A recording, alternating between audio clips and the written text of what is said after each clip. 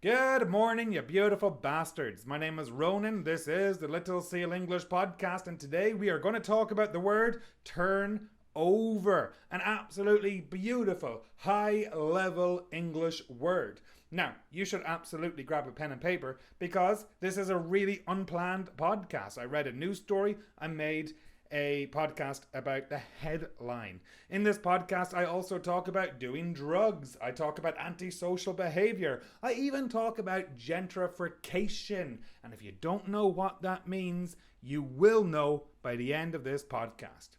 Do me a favor, buy me a coffee. Go to patreon.com/littlesealenglish and you can buy me a whole coffee. That would absolutely support me and the work that I do. I would love for this to be my full-time job, and I am getting there, but I need your help. So do me a favor.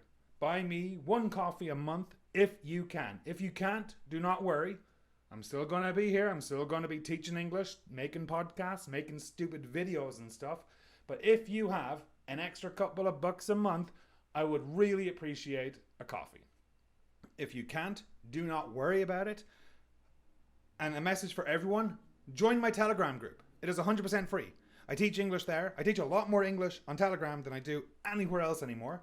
So get your ass onto Telegram. Folks, in the meantime, grab a pen, grab a paper, grab a coffee, grab a joint, grab whatever the freaking hell it is you want, and let's learn how to use turn over in English. Good morning, you beautiful English learners. A very quick English lesson about the word turnover. So the reason I'm talking about this is because I read a news story and the headline was Restaurant Turnover on Leon. Leon, Leon. Now Leon is a street in Kelowna where I live, excuse me, and it is renowned for drug abuse. It is known for homelessness, and it is also known for antisocial behavior. So it's not a good street to be on. Now, in the past couple of years, Leon has been gentrified, or is being gentrified, which is an interesting word. Gentrified is when a neighborhood suddenly becomes more affluent or more wealthy, okay? And let's just imagine that there's Leon Street, which is a poor area, and then suddenly they start to build fancy houses on Leon, and they attract more wealthy people to the area, thus attracting new business and thus displacing the current inhabitants in the process. So Leon right now is going through a phase of gentrification, as we call it. Gentrification.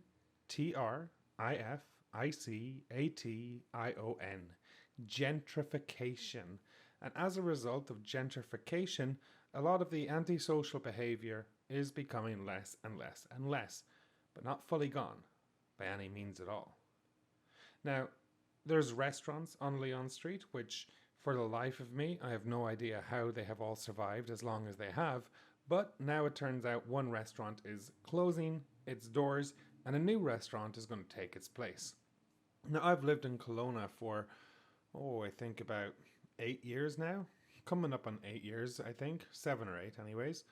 And this one location is always changing. This one location always has a high turnover of business or restaurants.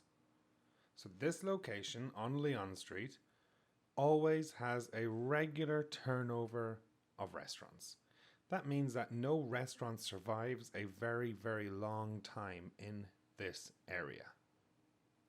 When I was talking about this at work to my students, I got them to think about areas in their hometown, like where they're born and raised, that always has a turnover of a business, or that is unsuitable for a restaurant. Now, I'm from Sligo originally, and I can tell you about 2 or 3 locations in town where there's always a turnover of business.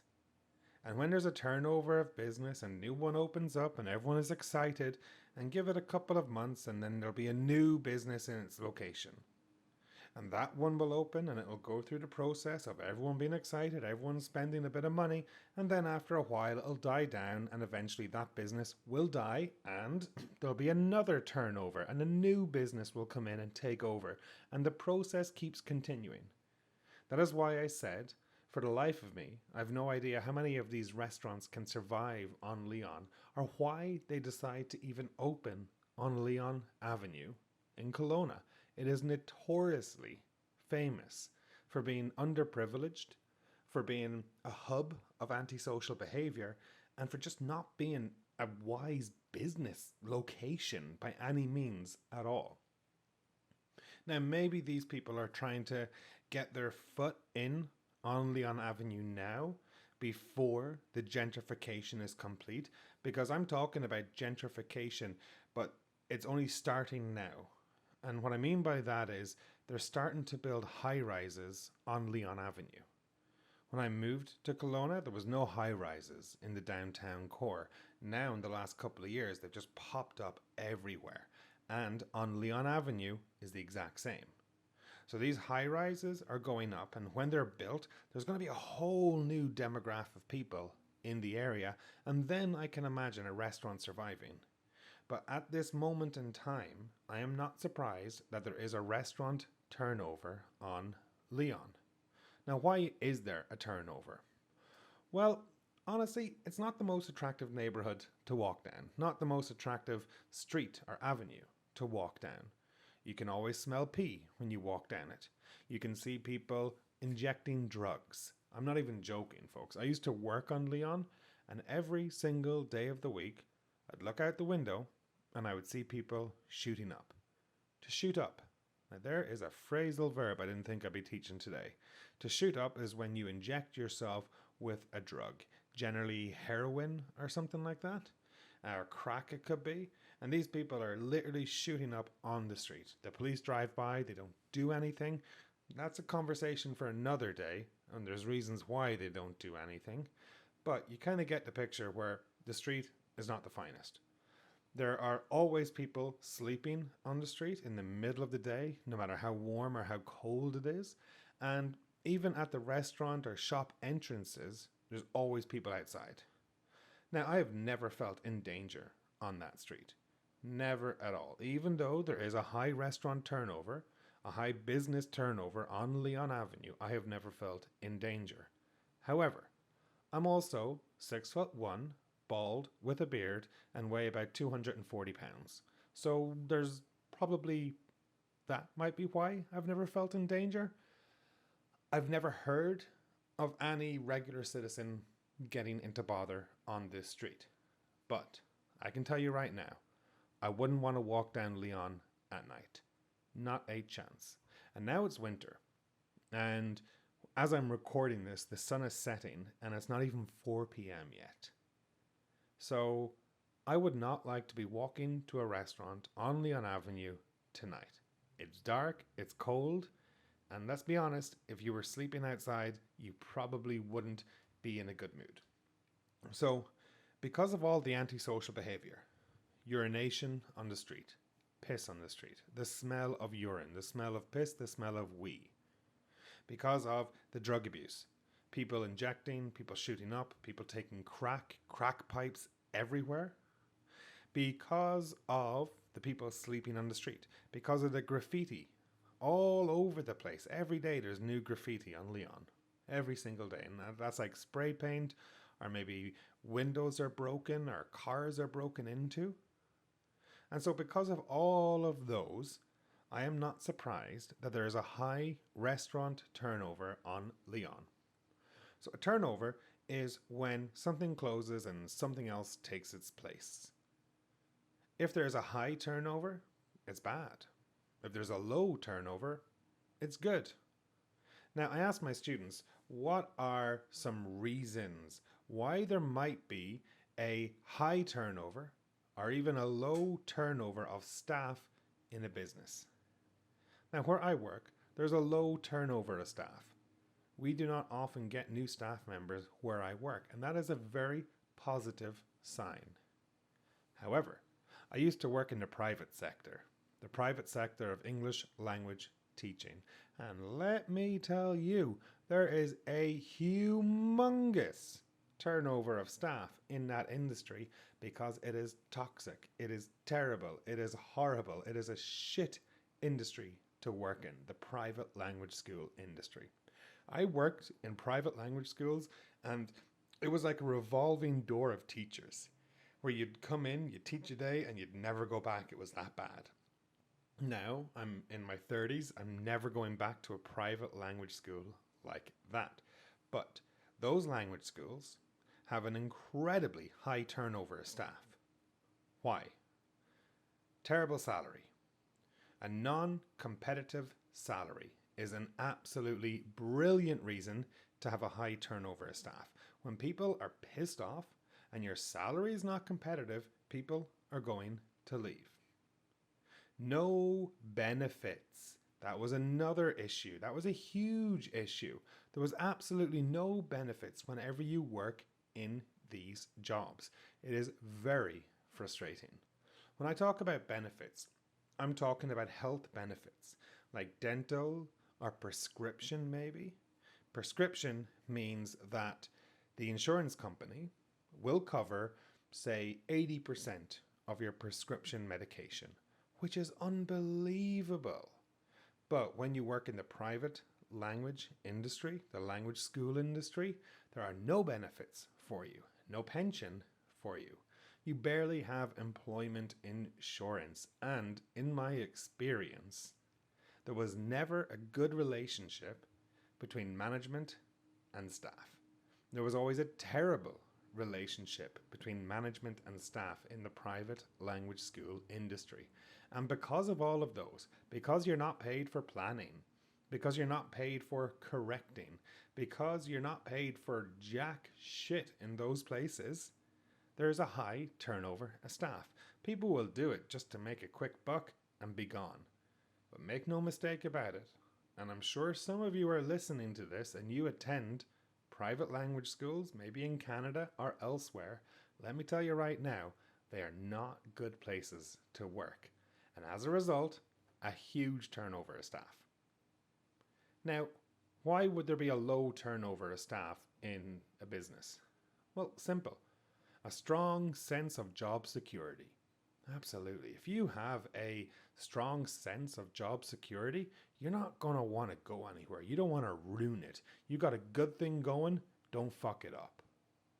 They might have a great paternity, maternity, or parental leave plan. Those are some interesting ones. Maternity leave, paternity leave, parental leave. Maternity leave is for a mother right after she has a baby. Paternity leave is for the father right after the mother has a baby. And parental leave is just gender neutral. So some jobs offer great parental leave. Some countries have amazing parental leave. However, some countries have horrible parental leave. Like in the USA, they literally have 0 days of parental leave, I believe. However, if you go to, say, some Scandinavian countries, they might even have a week, or what am I talking about, a week? They could have months of parental leave. Do me a favor, look it up and let me know what countries have the best parental, maternity, or paternity leaves out there. I'd love to know. So, because the company has a great maternity leave plan, they have a low turnover of staff. The company offers paid vacations. The work environment is great. The health benefits are amazing. And with all of those will lead to a low turnover of staff. Now, can you think of a time when you worked somewhere? Or maybe a place that you have been as a patron or a customer. And anytime you've gone there, you've noticed new staff members. Is that positive or negative? Well, sure as shit is not positive. Can you think about any reasons on why there's always new staff members in a location that you go to? I remember when I was talking to some friends, I have friends, and they would talk to me about their job and their manager and how the manager was a creep. I think that is something that we can all relate to. Well, okay, I'm sure all the ladies can relate to that more than the men, but I know a lot of women who've had to quit jobs and all the women quit the jobs because of harassment in the workplace. That will absolutely lead to a high turnover of staff. So where are you working now? And where you're working, is there a high turnover or is there a low turnover of staff? I would absolutely love to know. Can you think of reasons on why there are, or why there is, a high turnover or even a low turnover in your company? If you've never worked, that's absolutely fine. But maybe you know somebody who has. Maybe you know somebody who has worked somewhere and quit immediately. For me, it is a red flag. If there's a high turnover of staff, it is an absolutely red flag. A huge red flag. Well, how do we use turnover? There is a high turnover of staff. There is not a high turnover of staff. If you're talking to a friend, you would say, that restaurant over there, well, there's a pretty high turnover of staff, so I don't know if I want to eat there. Something clearly is not going well in the restaurant. If you're talking to someone about a potential job, and not the manager, not in the interview, you're casually talking to someone and you're interested in working for their company, you might say, hey, Ronan, so is there like a high or a low turnover of staff in company X? I'm curious, I might apply, but I just want to know, do people stay there for a while or do they move on? Do they move on? That's a good phrase. Good phrasal verb for work. Oh, I'm moving on to bigger and better things. When I first came to Canada, I worked in the private language school industry or the private language school sector, and it was toxic as fuck. There was a high turnover of staff. Thankfully, I moved on and now I work either in colleges or in not-for-profits, for example. So there's a couple of ways that you can use a turnover. A high turnover of staff, a low turnover of staff. The reason I spoke about it was because the headline of a news story I read said, restaurant turnover on Leon, and a new restaurant is opening in the same location. And I think, in my time of living in Kelowna, this is maybe the 4th or the 5th restaurant to be in that location. So 4 or 5 different restaurants in nearly as many years, folks. That's a bad sign for a location. And some questions, or not some questions, but I guess the way that you can absolutely remember this. Think about the town you grew up in. Think about the town you're living in now. Can you identify a location that always has a high turnover? Either a high turnover of workers or a high turnover of different businesses. Like I said, in my hometown, there's 1 or 2 locations, and every time I go home on holidays or every time I go back on vacation, there's a new business in that area. So there's just 1 or 2 storefronts, and maybe they're jinxed, maybe they're just bad luck, but whatever it is, no business survives a very long time in that area. Location is everything. Thanks for listening. All right, I'm going to go and do some yoga. Bye for now. Thanks for listening. All right, I'm going to go and do some yoga. Bye for now. And that, ladies and gentlemen, is that. My name is Ronan. This is the Little Seal English podcast. I recorded that podcast. I immediately went to yoga afterwards, and I'll be honest, folks, it was one of the worst yoga classes I have ever been to. I am not even joking. I might record an entire podcast about why I disliked that yoga class. But it's okay, because I bumped into a friend and we went for a couple of drinks after and we had a good bitchin' session about it. A bitchin' session. There's a good word. This is meant to be the conclusion, but here I am, talking. A bitchin' session is when you sit down with someone and you bitch. To bitch is a verb, and when you bitch, you talk badly about someone or something. So we were bitching about the yoga session because it was so strange. It was a very odd one. And then I said we had a bitching session, so like a session where we bitch. So to bitch is a verb, which means to talk badly about someone or something. I went to yoga class. It was terrible.